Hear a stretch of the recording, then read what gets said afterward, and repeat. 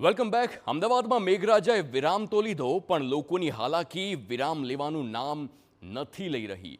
બોપલ અને શેલાના અનેક વિસ્તારો એવા કે જ્યાં હજુ પણ પાણી ભરાયેલા છે, તો બીજી તરફ લોકોનો રોષ એટલો છે કે કામગીરી માટે પહોંચેલા તંત્રનો જ લોકો ઉધળો લઈ રહ્યા છે. ખુદ મેયર લોકોનો આક્રોશનો સામનો કરતા હોય તેવી ઘટના છે.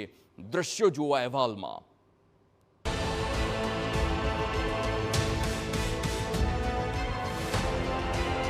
વરસાદ ગયો મુશ્કેલી નહીં, જળબંબાકારથી જનતા બેહાલ.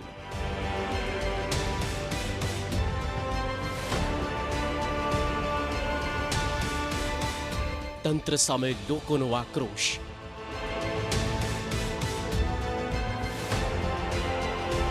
અમદાવાદમાં ધોધમાર વરસાદ ખાબક્યો અને 18,000 કરોડનું બજેટ ધરાવતી રાજ્યની સૌથી મોટી મહાનગરપાલિકા જાણે ઊંઘથી ઝડપાઈ.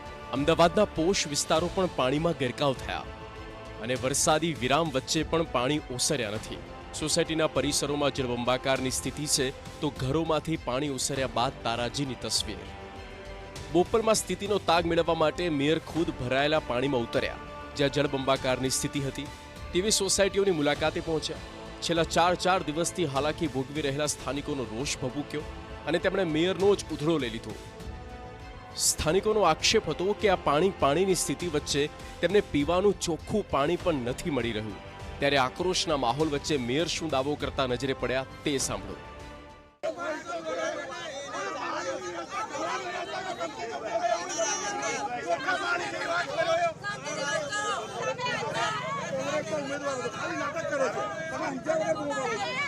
લોકો નાટક કર્યા હોવાનો મેયરનો દાવો છે, પરંતુ હકીકત શું છે તેની સાબિતી દ્રશ્યો જ આપી રહ્યા છે. લોકો કેવી હાલાકી વેઠી રહ્યા છે તે જરા તેમના મોઢે જ સાંભળો. મહિલાઓને તો પહેલા અનાજનું, પછી શાકભાજી, દૂધ એ બધું મેનેજ કરવું પડે. પછી બધું ઘરની આખી વખરી ડૂબી ગઈ છે, કેમનું રસોઈ બનાવી, કેમનું અમે ચલાવીએ ઘર, એ અમારે મેનેજ કરવું પડે. આ બધાના ઘરમાં આ જ હાલત છે. લાખ રૂપિયાનું નુકસાન થયું છે અમારા ઘરમાં, કેમ કે વેહિકલો પહેલા તો અમારે રિપેર કરાવવા પડે, ઘરની આખી વખરી ફરીને આવી વસાવવી પડે. રડવાના દિવસો લાવી મૂક્યા છે વરસાદે તો. 3 દિવસ સુધી ઘરમાં અનાજનો દાણો નથી. ગરીબ લોકોની દશા અતિશય ખરાબ થઈ ગઈ છે. બધા વાસમાં ગરીબો માણસો રહે છે, જે રોજનું રોજ લઈને ખાય છે. એમને એટલો પ્રોબ્લેમ છે કે 3 દિવસથી એમના ઘરમાં અનાજ, પાણી, શાકભાજી કંઈ નહીં. અને બંગલામાં કામ કરીને ઘઉં ચોખા એકઠા કર્યા હતા, એ પાણીમાં તહાર થઈ ગયા છે. લોકોના ઘરમાંથી કબાટો લાઈને ઘરમાં મેક્યા હતા, એ તહાર થઈ ગયા છે. અમારી સામે કોઈ આવતું નહોતું. ચૂંટણી હોય, વોટિંગ હોય, તારે 10 જણા પગે લાગવા આવે છે. વોટ આપજો, વોટિંગ કરજો. ઘરમાં ખાવા અનાજ નથી અને આખી જિંદગી મજૂરી કરીને વસાવેલું રાચર જિલ્લું પણ સંપૂર્ણ બરબાદ થઈ ચૂક્યું છે. ત્યારે લોકોના રોષ બાદ મેયર હિતેશ બારોટે જણાવ્યું કે તંત્રની ટીમો કામે લાગેલી છે. વહેલી તકે રસ્તા પરથી પાણી ઉતરી જશે.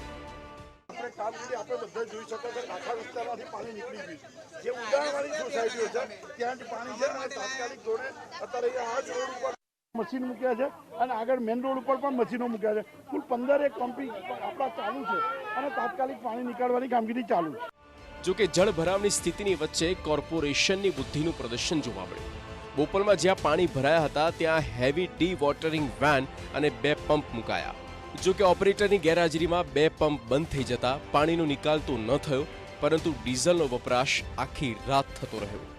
જે પણ જગ્યા પર વોટરિંગ માટે જે આ પંપ લગાવવામાં આવ્યા છે તે જગ્યા પર આખરે જે મેન પાવર લગાવવાના હોય તે મેન પાવર હાજર ન હોવાની ફરિયાદો લોકો કરી રહ્યા છે, જેના કારણે માત્ર ને માત્ર આવા પંપ શોભાના ગાંઠિયા સમાન બની જાય છે. આ તરફ શેલા વિસ્તારમાં હજુ પાણી છે. એપલવુડ વિલા બંગલોઝમાં કમર સુધીના પાણી ભરાયા. 3 દિવસે પાણી ન ઓસરતા સ્થાનિકો હાલાકીમાં મુકાયા. દર વર્ષે એકની એક સમસ્યા વચ્ચે તંત્ર દ્વારા કોઈ નક્કર પગલાં શા માટે નથી લેવાતા તેને લઈને સવાલ ઉઠ્યા. વરસાદી માહોલ બાદ મેટ્રો સિટીમાં ભૂવા પડવાનો સિલસિલો યથાવત છે. સિંધુ ભવન, ટાઈમ્સ સ્ક્વેરથી ઝાયડસ હોસ્પિટલ સુધીના રોડ પર ભૂવો પડ્યો. 10 ફૂટ કરતાં વધુ મોટો ભૂવો પડતા હાલ રસ્તો કોર્ડન કરી દેવાયો. ઉલ્લેખનીય છે કે છેલ્લા 2 દિવસમાં સહજાનંદ કોલેજ, વસ્ત્રાલ, વૈષ્ણોદેવી વિસ્તારમાં પણ ભૂવા પડ્યા. ત્યારે ફરી એકવાર તંત્રની કામગીરી સવાલોના ઘેરામાં છે. મહત્વની વાત એ છે કે પ્રી મોન્સૂન પ્લાન જ્યારે તૈયાર થતો હોય છે અથવા તો પ્રી મોન્સૂન પ્લાન હેઠળ જે કામગીરી થતી હોય છે એમાં જમીન સેટલમેન્ટ ના થાય એ બાબતનું પણ ધ્યાન રાખવામાં આવતું હોય છે. પરંતુ જ્યારે વરસાદ વરસતો હોય છે અને ત્યારબાદ આ પ્રકારના ભૂવા પડવા અથવા તો આ પ્રકારના દ્રશ્યો આવવા અમદાવાદ શહેરમાં જાણે કે સામાન્ય બની ગયા હોય એ પ્રકારની સ્થિતિનું નિર્માણ થયું છે અને વધુ એક ભૂવો પડેલો આપને જોવા મળી રહ્યો છે. કેમેરામેન દીપક સેન સાથે નરેન્દ્ર રાઠોડ, TV9 અમદાવાદ.